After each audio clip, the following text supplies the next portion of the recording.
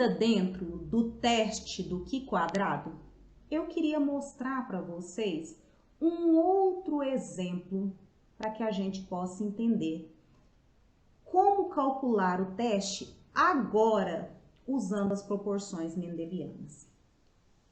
A aplicação do teste do Q quadrado aos dados de uma geração F2 hipotética relativo aos estudos da cor e formato de flor. Veja bem, o que nós temos aqui agora? Nós temos duas características em questão, ou seja, dois genes envolvidos: cor da flor e formato da flor. Se nós voltarmos lá na genética mendeliana, nós vamos entender que quando nós partimos de indivíduos puros, nós vamos ter em F2 uma proporção de 9 para 3 para 3 para 1. Que proporção era essa? A proporção fenotípica. 9 indivíduos em 16, quando nós tínhamos ali o quadrado de Punnett. 3 indivíduos em 16, 3 em 16, 1 em 16. 9 para 3 para 3 para 1. E é essa a informação que ele está dando aqui, ó. Nós vamos considerar agora essa segunda geração partindo de indivíduos puros dentro dessa proporção mendeliana que nós já vimos acontecer, que é a proporção de 9 para 3 para 3 para 1. Quais são as características, né, envolvidas nesse cruzamento? Ele colocou aqui, ó, na primeira coluna, os fenótipos. Na segunda coluna, esse F, ó, é fenótipo observado. Na terceira coluna, o fenótipo esperado. Nós vamos fazer esse modelo igualzinho nós fizemos o anterior, todo separado. Porque depois, se você fizer na fórmula, você vai ver que dá o mesmo resultado. No entanto, o que nós temos agora, ao contrário do que nós tínhamos?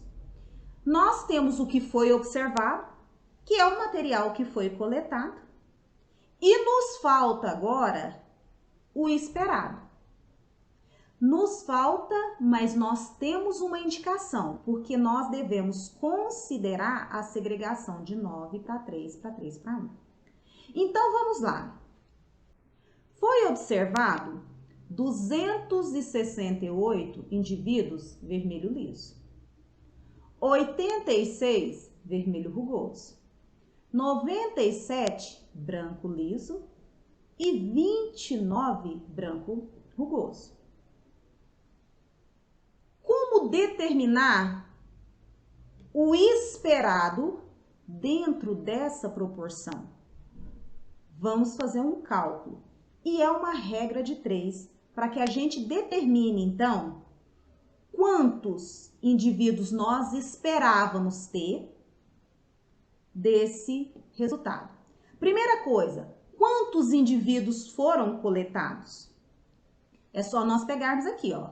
Nós somarmos 268 mais 86 mais 97 mais 29. Isso vai me dar um total de 480 indivíduos que foram avaliados. Então, esse é o total de indivíduos. Como eu monto a regra de 3? A regra de 3 ela vai ser montada da seguinte maneira. Aqui eu tenho a proporção, ó, 9 para 3 para 3 para 1. O que eu fizer para o vermelho liso, eu vou fazer de maneira semelhante para as demais características. Então, vamos lá. Esperava-se ter 9 dos 16 indivíduos que eles fossem vermelho liso. 9 dos 16. Mas em 480, que foi o que nós vimos, nós vamos ter quantos indivíduos? 270. O segundo, como que nós calculamos? Usando a mesma regra de 3. Quanto nós esperávamos que nós tivéssemos de vermelho rugoso? 3 em quanto? Em 16. Em 480, nós vamos encontrar o valor aqui. Para os demais, da mesma fórmula, nós vamos achar. Dessa maneira, considerando uma segregação X qualquer, nós conseguimos, por meio dessa regra de 3, determinar quantos indivíduos para cada um dos fenótipos envolvidos naquela população analisada que nós esperávamos. Então, nós chegamos nesse valor aqui, ó. Para o indivíduo vermelho liso, nós esperávamos 270. Vermelho rugoso, 90. Branco liso, 90. E branco rugoso, 30. Peraí, essa diferença de menos 2 aqui, eu devo considerar ou eu não devo considerar? Não faça isso. Faça o cálculo do teste do Q quadrado para que você tome essa decisão. Então, vamos lá. De novo, nós vamos fazer cada parte da fórmula separada. Primeiro, nós vamos achar os desvios. 268 menos 270, menos 2. 86 menos 90, menos 4. 97 menos 90, mais 7. 29 menos 30, menos 1. Isso é a primeira parte da nossa fórmula. Vamos para a segunda parte. Vamos pegar todos esses valores aqui e elevar ao quadrado. Porque observado menos esperado é o desvio. Vamos levar tudo ao quadrado. Quando nós fazemos isso, nós vamos observar aqui que os valores vão ser 4 para o vermelho, 16 vermelho rugoso, 49 branco liso e 1 branco rugoso. Agora, nós vamos fazer a segunda parte da fórmula. Nós vamos pegar esses valores aqui e dividir pelo esperado, porque a fórmula pede isso. Quando nós fazemos isso, automaticamente nós chegamos nesses valores aqui, ó. 0,015, 0,178, 0,544, 0,033. É esse o valor do Q quadrado? Não. Falta nós fecharmos a fórmula. E para nós fecharmos a fórmula, nós precisamos fazer a somatória desses valores encontrados. E que nos dá qual valor? 0,770. Este é o valor do nosso Q quadrado. Perfeito! E agora, qual é a tomada de decisão? A tomada de decisão, ela vai ser feita da maneira que nós fizemos o anterior.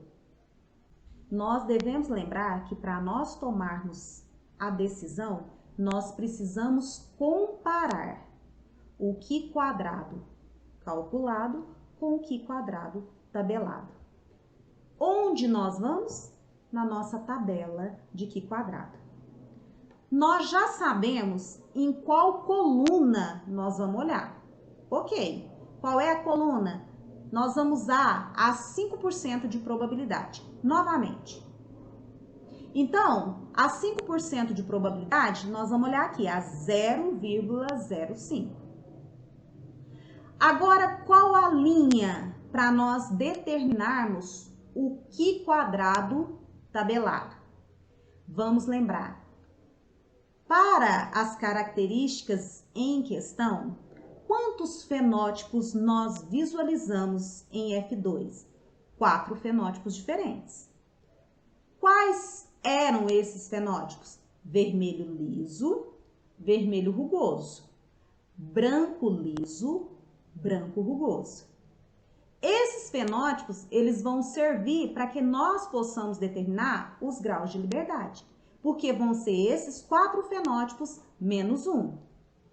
Aqui, 4 menos 1, nós estamos aqui, ó, em 3. É nessa terceira linha que nós vamos encontrar o nosso Q quadrado tabelado. Então, onde ele está? Aqui. Quanto ele vale? 7,815. Agora sim, eu vou tomar a minha decisão de aceitar ou rejeitar a minha hipótese. Qual foi o valor do Q quadrado calculado? 0,770. Qual é o valor do Q quadrado tabelado? 7,815. Nesse caso, o meu Q quadrado calculado é menor do que o meu Q quadrado tabelado. O que eu faço? Eu aceito a hipótese. Baseado no quê? Na estatística. Agora eu vou tirar minha conclusão. Nós vamos observar que as características em questão, elas estão dentro das proporções mendelianas. Há 5% de probabilidade. Essa é a conclusão que eu tiro sobre esse resultado que eu consegui observar com o teste do Q quadrado. E dessa maneira, você toma as suas decisões baseado em um teste estatístico. Eu espero que esse segundo exemplo tenha ficado claro para vocês.